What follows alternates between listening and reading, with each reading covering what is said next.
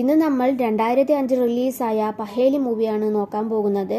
പ്രേതമാണെന്നറിഞ്ഞിട്ടും അതിൻ്റെ കൂടെ ജീവിക്കുന്ന ഒരു പെണ്ണ്. അതിനുശേഷം അവൾക്കുണ്ടാകുന്ന കാര്യങ്ങൾ എന്തൊക്കെയാണെന്ന് നമുക്ക് നോക്കാം. അതിനു മുന്നേ എൻ്റെ ചാനൽ ഒന്ന് സബ്സ്ക്രൈബ് ചെയ്യുക, കൂടാതെ ബെല്ലൈക്കൺ ക്ലിക്ക് ചെയ്യാനും മറക്കരുത്. ഇവരാണ് മൂവിയിലെ ഹീറോയിൻ രാജി. രാജിയുടെ കല്യാണമാണ്. അങ്ങനെ നല്ല രീതിയിൽ കല്യാണം കഴിഞ്ഞ് ഹസ്ബൻഡ് വീട്ടിലേക്ക് രാജി പോവുകയാണ്. ഇത് ഹീറോ കൃഷൻ ലാൽ ഒരു ബിസിനസ് മാൻ്റെ മോനായതുകൊണ്ട് 24 മണിക്കൂറും കണക്കൂട്ടിക്കൊണ്ട് നടക്കലാണ് പുള്ളിക്കാരൻ്റെ പണി. അങ്ങനെ പെണ്ണിനെ വീട്ടിൽ കയറ്റുന്നതിന് മുന്നേ കല്യാണ കണക്ക് കൂട്ടുവാണ് പുള്ളിക്കാരൻ. അതേ ടൈമിൽ രാജി കയ്യിലുണ്ടായിരുന്ന മോതിരം ഊരിയിട്ട് കളിക്കുവാണ്. അത് കണ്ട് കൃഷൻ ലാൽ, എന്താ നീ കാണിക്കുന്നേ, ജീവിക്കണമെങ്കിൽ കാശ് വേണം, അതിങ്ങോട്ട് തായോന്നും പറഞ്ഞ് പുള്ളിക്കാരൻ അത് മേടിക്കും. കുറെ സമയമായി യാത്ര ചെയ്യുന്നു. റെസ്റ്റ് എടുത്തിട്ട് പോകാമെന്ന് കരുതി ഒരു സ്ഥലത്ത് അവരെല്ലാവരും നിൽക്കുന്നു. കുറെ പ്രേതങ്ങളുള്ള സ്ഥലമാണ് അത് എന്നൊക്കെ പറയുന്നുണ്ട്. അവർ അതൊന്നും നോക്കാതെ അവിടെ റെസ്റ്റ് എടുക്കാണ്. ആ സമയം അവിടെ ഉണ്ടായിരുന്ന ഒരു പ്രേതത്തിന് രാജി ഇഷ്ടമാകുന്നു. ആ പ്രേതം കാക്കയെ പോലെയായി രാജിയുടെ മേലെ കാഷ്ടിക്കും. പിന്നെ ഒരു കുരുവിയായി മാറി രാജി ഇംപ്രസ് ചെയ്യാൻ നോക്കും. ആ കുരുവിയെ രാജിക്ക് ഇഷ്ടമാകുന്നുണ്ട്. കാക്ക കാഷ്ടിച്ചത് കഴുകാൻ വേണ്ടിയിട്ട് അവിടെയുള്ള കുളത്തിലേക്ക് രാജി പോകും. അവിടെ ആരോ ഉള്ളതുപോലെ രാജിക്ക് ഫീലാകുന്നുണ്ട്. അവളും പേടിച്ച് അവിടെ നിന്ന് പോകും. അപ്പോൾ ആ പ്രേതം പറയുന്നുണ്ട്, ഇത്ര ഭംഗിയുള്ള പെണ്ണിനെ ഇന്ന് വരെ ഞാൻ കണ്ടിട്ടില്ല, എനിക്ക് നല്ലോണം ഇഷ്ടമായി എന്ന്. റെസ്റ്റ് എടുത്ത ശേഷം അവരെല്ലാവരും യാത്ര തുടങ്ങി. പ്രേതം അപ്പോൾ, അയ്യോ അതാ എന്നെ വിട്ടു പോണേ എന്നൊക്കെ സങ്കടം പറയും. അങ്ങനെ രാജി കൃഷൻ ലാലിൻ്റെ വീട്ടിലേക്ക് വരുന്നു. ചടങ്ങ് കഴിഞ്ഞ് ഫസ്റ്റ് നൈറ്റിന് വേണ്ടി പാലും കൊണ്ട് രാജി റൂമിലേക്ക് പോകുമ്പോൾ അവിടെയും പുള്ളിക്കാരൻ കണക്ക് നോക്കിക്കൊണ്ടിരിക്കുകയാണ്. അത് കണ്ട് രാജി ചോദിക്കും, വരുമ്പോൾ കണക്ക് നോക്കുവായിരുന്നില്ലേ, ഇവിടെയും അതന്നെയാണോ, കുറച്ച് റെസ്റ്റ് എടുത്തോടെ എന്ന്. അപ്പോൾ കൃഷൻ ലാൽ പറയും, ഇപ്പം ഈ കണക്ക് ശരിയാക്കണം, നാളെ ഒരു ബിസിനസ് തുടങ്ങാൻ നിൽക്കുകയാണ്, ഞാൻ പോയാൽ പിന്നെ 5 കൊല്ലം കഴിഞ്ഞ് വരൂ എന്ന്. അടിപൊളിയായില്ലേ? അത് കേട്ടത് രാജി കരയുവാണ്. അപ്പോൾ പുള്ളിക്കാരെ സമാധാനിപ്പിക്കും, 5 വർഷം കഴിഞ്ഞു പോകുന്നതേ അറിയില്ല, കുറച്ചു നാൾ ക്ഷമിക്കുക എന്നൊക്കെ പറയും. അങ്ങനെ അവൾ ഉറങ്ങിയ ശേഷം പിന്നെയും കണക്ക് നോക്കുവാണ്. അടുത്ത ദിവസം രാജി എണീറ്റ് നോക്കുമ്പോൾ കൃഷൻ ലാലിനെ കാണില്ല. ആ ടൈമിൽ കൃഷൻ ലാലിൻ്റെ ഏട്ടത്തി വരുന്നു. എൻ്റെ ഭർത്താവും ഇങ്ങനെ തന്നെയാണ്, അവരും ജോലി ആവശ്യത്തിന് പുറത്തു പോയതാണ്, ഇതുവരെ വന്നില്ല എന്നൊക്കെ പറഞ്ഞ് രാജിയെ സമാധാനിപ്പിക്കും. അങ്ങനെ കൃഷൻ ലാലിനെ പറഞ്ഞയക്കാനുള്ള സമയമായി. കൃഷൻ ലാലിന് രാജയോട് സംസാരിക്കാൻ പൂതിയുണ്ട്, എന്നാലും സമയമില്ല. അങ്ങനെ പുള്ളിക്കാരൻ അവിടുന്ന് യാത്രയാവുന്നു. രാജിയും പുള്ളിക്കാരനെ നോക്കി സങ്കടപ്പെടുവാണ്. അങ്ങനെ കല്യാണം കഴിഞ്ഞ് വരുമ്പോൾ റെസ്റ്റ് എടുത്തില്ലേ, അതേ സ്ഥലത്ത് റെസ്റ്റ് എടുക്കാൻ കൃഷൻ ലാൽ വണ്ടി നിർത്തും. അപ്പോൾ ആ പ്രേതവും, ഇവൻ ഇന്നലെ വന്നതല്ലേ, ഇതെന്താ പിന്നെയും ഇവിടെ എന്ന് പറഞ്ഞ് രൂപം മാറി കൃഷൻ ലാലിൻ്റെ അടുത്ത് പോയി കാര്യം അറിയാൻ ശ്രമിക്കും. എന്താ മുഖം വല്ലാതിരിക്കുന്നേ, കല്യാണം ഇപ്പോൾ കഴിഞ്ഞ ആളെ പോലെ ഉണ്ടല്ലോ, വൈഫ് കൂടെ ഇല്ലേ എന്ന് ചോദിക്കും. അത് കേട്ടതും കൃഷൻ ലാൽ കരയും. പുള്ളിക്കാരന് രാജി ഇഷ്ടമാണെന്ന് തോന്നുന്നു, അത് പുറത്ത് കാണിക്കാത്തതാണ്. ഞാനൊരു ബിസിനസ് ആവശ്യത്തിന് പോവുകയാണ്, വൈഫിനെ കൊണ്ട് പോകുന്നില്ല, 5 വർഷമാകും വരാൻ എന്ന് പറയും. ആ സമയമായി എന്ന് പറഞ്ഞ് അവിടെ നിന്നും ആ കൃഷൻ ലാൽ പോകും. അത് കേട്ട പ്രേതം, ആഹാ ബമ്പർ അടിച്ചല്ലോ, ഇനി ഞാൻ അവളുടെ കൂടെ ജീവിക്കാൻ പോകുന്നത് എന്നൊക്കെ പറഞ്ഞ് കൃഷൻ ലാലിനെ പോലെ രൂപം മാറി പോകാൻ നിൽക്കുന്നു. അപ്പോൾ ആ മരത്തിലുണ്ടായിരുന്ന റെഡ് ഡ്രസ്സ് ഇട്ട പെണ്ണുബൊമ്മ പറയും, പ്രണയം ഒരാൾ എന്തൊക്കെയാ ചെയ്യിപ്പിക്കുന്നേ എന്ന്. അപ്പോൾ കൂടെയുള്ള ആൺബൊമ്മ പറയും, തലപ്പാവ് നേരെ വെച്ചിട്ട് പോടാ എന്ന്. അങ്ങനെ കൃഷൻ ലാലിൻ്റെ രൂപത്തിലേക്ക് മാറി പ്രേതവും രാജയുടെ അടുത്തേക്ക് പോവുകയാണ്. പ്രേതത്തെ ഹീറോ എന്ന് വിളിക്കാം. അങ്ങനെ ഹീറോ വീട്ടിലെത്തിയതും കൃഷൻ ലാലിൻ്റെ അച്ഛന് അവനെ കണ്ട് ദേഷ്യം വരുന്നു. നിന്നെ ഒരു പണിക്ക് വിട്ട നീ എന്തിനാണ് അപ്പോഴേക്കും തിരിച്ചു വന്നത് എന്ന് ചോദിക്കും. അപ്പോൾ ഹീറോ പറയും, പോണ വഴിയിൽ ഒരു സ്വാമിജിയെ കണ്ടു, പണത്തിന് വേണ്ടി നീ എങ്ങോട്ടും പോണ്ട, ഉറങ്ങി എണീറ്റാൽ മതി, നിനക്ക് ഗോൾഡ് കോയിൻ കിട്ടും എന്ന് പറഞ്ഞു. അങ്ങനെ ഒരു വിധത്തിൽ മാനേജ് ചെയ്യും. കൃഷൻ ലാലിൻ്റെ അച്ഛനും കാശ് കിട്ടിയാൽ മതി. ഈ കാര്യം കേട്ടതും, എന്നാൽ നീ പോയി വേഗം ഉറങ്ങുക നോക്ക് എന്ന് പറയും. ഹസ്ബൻഡ് വന്നതിൽ രാജി സന്തോഷപ്പെടുന്നു. അങ്ങനെ അവളെ ഒരുക്കി വീട്ടിലുള്ളവർ റൂമിലേക്ക് വിടുകയാണ്. അപ്പോൾ രാജിയും, നിങ്ങൾ വരുമെന്ന് എനിക്കറിയാം എന്നൊക്കെ സ്നേഹത്തോടെ സംസാരിക്കുകയാണ്. അപ്പോൾ ഹീറോയും, ഞാൻ നിങ്ങളുടെ ഹസ്ബൻഡ് അല്ല എന്ന് പറയും. അതെ അതെ, വന്നതും കണക്ക് നോക്കുന്ന ആളല്ലേ, ഇപ്പം എന്നെയാണല്ലോ നോക്കുന്നത് എന്ന് രാജി പറയുമ്പോൾ ഹീറോ, ഞാൻ സത്യമാ പറഞ്ഞത് എന്ന് പറയും. അപ്പോൾ ആൺബൊമ്മ പറയും, ഇവൻ എന്തിനാ ആവശ്യമില്ലാത്ത കാര്യമൊക്കെ പറയുന്നേ, സത്യം പറഞ്ഞ അവൾ ഇവൻ്റെ കൂടെ ജീവിക്കുമോ എന്ന്. അപ്പോൾ പെൺബൊമ്മ പറയും, 7 ജന്മത്തിലും കൂടെ ഉണ്ടാവുമെന്ന് വാക്കു കൊടുത്തവൻ അവൻ്റെ കാര്യം നോക്കി പോയി. ഇവൻ ഒരു പ്രേതമാണെങ്കിലും സത്യം പറയണമെന്ന് വിചാരിക്കുന്നുണ്ടല്ലോ, അപ്പോൾ ഇതല്ലേ ശരിക്കുമുള്ള പ്രണയം എന്ന്. അങ്ങനെ ഹീറോ രാജിയോട് സത്യം പറയും, അന്ന് നിങ്ങൾ ഒരു കുരുവിയെ കണ്ടില്ലേ, അതാണ് ഞാൻ, എനിക്ക് നിങ്ങളെ ഇഷ്ടമായി, നിങ്ങളുടെ കൂടെ ജീവിക്കാൻ ആഗ്രഹിച്ചു, അതാണ് എന്നെ ഇവിടെ വരെ എത്തിച്ചത്, നിങ്ങളില്ലാതെ എനിക്ക് ജീവിക്കാൻ പറ്റുന്നില്ല, ഞാൻ പ്രേതമായത് കൊണ്ട് എനിക്ക് ചാവാനും കഴിയില്ല എന്നൊക്കെ സെൻറ്റിമെൻ്റലായി സംസാരിക്കും. നിങ്ങൾക്ക് എന്നെ പറ്റില്ല എന്നുണ്ടെങ്കിൽ ഞാൻ ഇപ്പോൾ തന്നെ പോകാം, പറയ് എന്നൊക്കെ ചോദിക്കുമ്പോൾ രാജി ഒന്നും പറയാൻ പറ്റാത്ത അവസ്ഥയിലാണ്. ഇതിപ്പോൾ സത്യമാണോ അല്ലയോ എന്ന ചിന്തയിലാണ് രാജി. അങ്ങനെ ഹീറോ അവിടുന്ന് പോകാൻ നിൽക്കുമ്പോൾ രാജി കൈപിടിച്ച്, വിട്ടിട്ട് പോകുന്ന ആരെയും നമുക്ക് തടുക്കാൻ കഴിയില്ല, അതുപോലെ പോയിട്ടും തിരിച്ചു വരാൻ ആഗ്രഹിക്കുന്നവരെ വിടാനും പറ്റില്ല. അങ്ങനെ പറഞ്ഞതും ഹീറോയുടെ സ്നേഹം രാജി സ്വീകരിച്ചത് ഹീറോ ഹാപ്പിയാകും. അങ്ങനെ അവർ ഭാര്യ ഭർത്താവായി സന്തോഷത്തോടെ ജീവിച്ചുകൊണ്ടിരിക്കുമ്പോൾ അവിടെ കൃഷ്ണല രാജിക്ക് സ്നേഹത്തോടെ ലെറ്റർ എഴുതുവാണ്.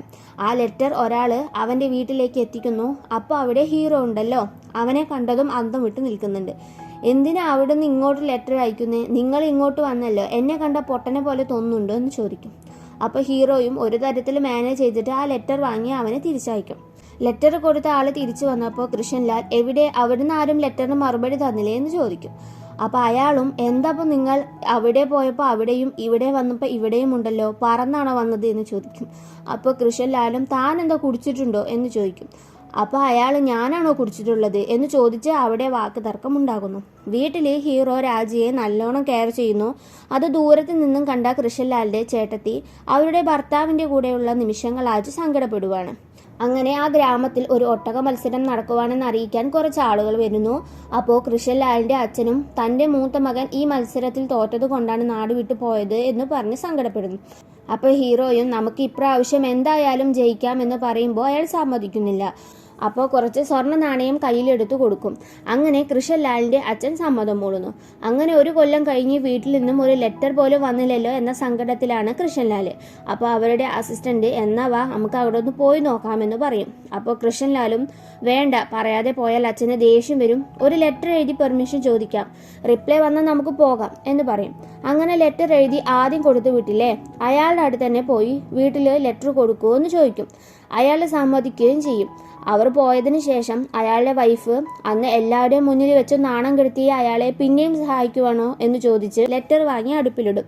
അവിടെ ഹീറോ, അച്ഛാ നമുക്ക് നാടിന് വേണ്ടി എന്തെങ്കിലും ചെയ്യണം, ഒരു കിണർ കെട്ടി കൊടുത്താലോ, അപ്പം എപ്പോഴും നിങ്ങളുടെ പേരിൽ അത് അറിയപ്പെടും എന്ന് പറയുമ്പോൾ അയാൾ സമ്മതിക്കില്ല. പിന്നെയും സ്വർണ്ണ നാണയം എടുത്തു കൊടുത്ത് സമ്മതിപ്പിക്കും. അങ്ങനെ അതിനുള്ള പണി നടക്കുവാണ്. കൂടാതെ ഒട്ടക മത്സരം ഉണ്ടെന്ന് പറഞ്ഞല്ലോ, അതിനുള്ള സമയം എത്തി. ഹീറോ എങ്ങനെയെങ്കിലും ജയിക്കണമെന്ന് കരുതി അവൻ്റെ പവർ എടുത്ത് ആ മത്സരത്തിൽ ജയിക്കുവാണ്. ഇത്ര കാലം ജയിച്ചിട്ടുണ്ടായിരുന്ന ടീം ആ ദേഷ്യത്തിൽ ഹീറോയെ നല്ലോണം അടിക്കും. രാജിക്ക് ദേഷ്യം വന്ന് അവൾ ഹീറോയോട് സംസാരിക്കുന്നില്ല. എന്നിട്ട് അവൾ പറയും, എല്ലാവരും നിങ്ങളെ മനുഷ്യനായിട്ടാണ് കാണുന്നത്, ഇങ്ങനെ പവർ ഉപയോഗിച്ചാൽ പ്രേതമാണെന്ന് ആരെങ്കിലും കണ്ടുപിടിക്കില്ലേ, ഇനി ഒരു കാരണവശാലും പവർ ഉപയോഗിക്കരുത്, നമ്മുടെ പ്രണയത്തിന് മേൽ സത്യം എന്നൊക്കെ പറയും. ഹീറോ അത് അനുസരിക്കുന്നു. അവിടെ കൃഷ്ണൻലാൽ വീട്ടിലെ കാര്യങ്ങൾ ആലോചിച്ച് സങ്കടപ്പെടുവാണ്. വീട്ടിലെ രാജി പ്രഗ്നന്റ് ആകുന്നു. വീട് മുഴുവൻ അത് ആഘോഷിക്കുന്നു. ഹീറോയ്ക്ക് സന്തോഷം കൊണ്ട് കണ്ണു നിറയുവാണ്. അപ്പോൾ മറ്റേ ആൺബൊമ്മ ഇതൊക്കെ എവിടെ പോയി അവസാനിക്കും എന്ന് പറയും. അപ്പോൾ പെൺബൊമ്മ അത് അവൻ്റെ സ്നേഹത്തിൻ്റെ അടയാളമാണ്, അവനില്ലെങ്കിലും ആ കുട്ടി വഴി അവൻ ജീവിക്കുമെന്ന് പറയും. അപ്പോൾ ആൺബൊമ്മ അതൊക്കെ ശരി, ബിസിനസ്സിന് പോയ ആൾ തിരിച്ചു വന്നാലോ എന്താ ചെയ്യുക എന്ന് പറയുമ്പോൾ ഒരു റിപ്ലൈ കൊടുക്കാൻ പറ്റില്ല. അടുത്തത് രാജിയും ഹീറോയും അതിനെക്കുറിച്ച് സംസാരിക്കുവാണ്. എനിക്ക് പെൺകുട്ടിയാണ് വേണ്ടത്, അതിന് നമ്മൾ ഉണ്ടാക്കുന്ന കിണറിൻ്റെ പേര് വെക്കണം എന്ന് പറയുന്നു. അവരുടെ സന്തോഷം ഗ്രാമം മുഴുവൻ ആഘോഷിക്കുന്നു. കൃഷ്ണൻലാലിൻ്റെ അടുത്ത് ഒരാൾ വന്ന് രാജി പ്രഗ്നൻ്റ് ആണെന്ന് പറയും. അതെങ്ങനെ, ഞാനിവിടെ ഉള്ളപ്പോൾ അവൾ ഗർഭിണിയാണ് പറയുന്നേ എന്ന് പറഞ്ഞ് പുള്ളിക്കാരൻ വീട്ടിലേക്ക് പുറപ്പെടും. രാജിക്ക് പ്രസവവേദന വരുന്നു. വീട്ടിൽ പ്രസവം എടുക്കുന്ന ടൈമിൽ കൃഷ്ണൻലാൽ അങ്ങോട്ട് വരും. പ്രേത ഹീറോ അവിടെ തന്നെ ഉണ്ടാകും. ഒരുപോലെയുള്ള ഹീറോയെ കണ്ടതും കൃഷ്ണൻലാൽ അന്തം വിടുവാണ്. എന്നാൽ ഹീറോ ഒന്നും സംസാരിക്കുന്നില്ല. അവരെ കണ്ട നാട്ടുകാർ കൺഫ്യൂസ് ആവുന്നു. കൃഷ്ണൻലാലാണ് ഒറിജിനൽ എന്ന് തെളിയിക്കാൻ കുറേ ശ്രമിക്കും, എന്നാൽ അതൊന്നും ആരും വിശ്വസിക്കുന്നില്ല. ഹീറോയും ഒന്നും പറയാതെ അങ്ങനെ നിൽക്കുവാണ്. ആ സമയം രാജിയുടെ പ്രസവം നോക്കുന്ന ആൾ വന്നിട്ട് അവൾക്ക് കോംപ്ലിക്കേഷൻ ആണെന്ന് പറയുവാണ്. അപ്പോൾ ഹീറോ അവളുടെ അടുത്ത് പോയി അവളെ സമാധാനിപ്പിക്കും. ഒരു പ്രശ്നം വരില്ല, നിന്റെ കൂടെ ഞാനുണ്ട് എന്നൊക്കെ പറയും. അങ്ങനെ അവൾ ഒരു പെൺകുട്ടിയെ പ്രസവിക്കുകയും ചെയ്യും. ആ സമയം തന്നെ അവിടെ കൃഷ്ണൻലാലിൻ്റെ ഏട്ടൻ വരും. ഏട്ടത്തിക്ക് സന്തോഷമാവുകയും ചെയ്യുന്നു. ആരാണ് ഒറിജിനൽ ഹീറോ എന്നറിയാൻ അവർ രാജാവിൻ്റെ അടുത്തേക്ക് പോയിക്കൊണ്ടിരിക്കുന്നു.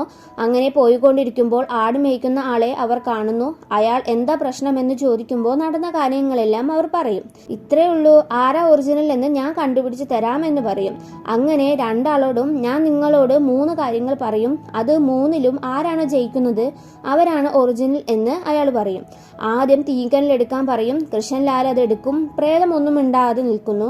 രണ്ടാമത് ആട്ടിൻകുട്ടിയെ എടുക്കാൻ പറയും. അതും കൃഷ്ണൻലാൽ ചെയ്യും. അപ്പോൾ ഹീറോ ഒന്നും മിണ്ടുന്നില്ല. മൂന്നാമത് ഈ കുപ്പിയുടെ ഉള്ളിൽ കയറുന്ന ആളാണ് ഒറിജിനൽ എന്ന് പറയുമ്പോൾ ഹീറോയും എൻ്റെ പ്രണയത്തിന് വേണ്ടി ഇതെങ്കിലും ചെയ്തേ പറ്റൂ എന്ന് പറഞ്ഞ് അവൻ്റെ പവർ യൂസ് ചെയ്ത് ആ കുപ്പിൻ്റെ ഉള്ളിൽ കയറ്റും. എല്ലാവരും അത് കണ്ട് അന്തം വിട്ട് നിൽക്കുവാണ്. ഒറിജിനൽ ആരാണെന്ന് കണ്ടുപിടിച്ചു. അങ്ങനെ വീട് കാണിക്കുന്നു. രാജു റൂമിലേക്ക് വരുമ്പോൾ കൃഷ്ണൻലാലെ കണക്ക് നോക്കിക്കൊണ്ടിരിക്കുകയാണ്. രാജുവോട് പുള്ളിക്കാരൻ അടുത്ത് പെരുമാറുമ്പോൾ അവൾക്കത് ഇഷ്ടപ്പെടുന്നില്ല. സാരമില്ല, നീ വിഷമിക്കണ്ട, അവൻ നിന്നെ പറ്റിച്ചതിന് നീ എന്ത് ചെയ്യാനാ എന്ന് കൃഷ്ണൻലാൽ പറയും. അപ്പോൾ രാജിയും അങ്ങനെ പറയരുത്, എല്ലാ കാര്യവും എനിക്കറിയാം. അവരെന്നെ ഒരുപാട് സ്നേഹിച്ചിട്ടുണ്ട്, എന്നെ ബഹുമാനിച്ചിട്ടുണ്ട്, അവരെനിക്ക് എന്നും ഇഷ്ടമാണ്, മരിക്കുന്നത് വരെ അത് മറക്കില്ല എന്ന് പറയും. അപ്പോൾ പുള്ളിക്കാരനും ഓ നിന്റെ പ്രണയം എനിക്ക് മനസ്സിലായി, അല്ല നിന്റെ കുട്ടിക്ക് ഉജാലി എന്നല്ലേ പേര് വെച്ചിരിക്കുന്നത് എന്ന് ചോദിക്കുമ്പോൾ അതൊന്നുമല്ല എന്ന് രാജു പറയും. ഓ നമ്മൾ ലൂണിമ എന്നാണല്ലോ പേര് കണ്ടുപിടിച്ചത് എന്ന് പറയും. അത് കേട്ടതും രാജു സന്തോഷത്തോടെ അവനെ നോക്കും. രാജി അപ്പോൾ അതെങ്ങനെയാ നിങ്ങളെ ബോട്ടിൽ അടച്ച് വലിച്ചെറിഞ്ഞു എന്നാണല്ലേ ഞാൻ കേട്ടത് എന്ന് പറയുമ്പോൾ ഹീറോ ഞാൻ നമ്മുടെ പ്രണയത്തിന് വേണ്ടിയാണ് ആ ബോട്ടിൽ കയറിയത്, എനിക്ക് നിന്റെ ഭർത്താവിൻ്റെ ശരീരത്തിൽ കയറാനാണ് ബുദ്ധിമുട്ട് എന്ന് പറയും. അപ്പോൾ രാജി ഹീറോയെ വന്ന് കെട്ടിപ്പിടിക്കുന്നു. അവിടെ ആ 2 ബൊമ്മ വന്നിട്ട് ഇവരുടെ പ്രണയം ആരെ കൊണ്ടും അവസാനിപ്പിക്കാൻ പറ്റില്ല എന്ന് പറയും. അങ്ങനെ മൂവി അവസാനിപ്പിക്കുന്നു. മൂവി ഇഷ്ടമായാൽ എന്തായാലും എൻ്റെ ചാനലൊന്ന് സബ്സ്ക്രൈബ് ചെയ്യണേ പ്ലീസ്.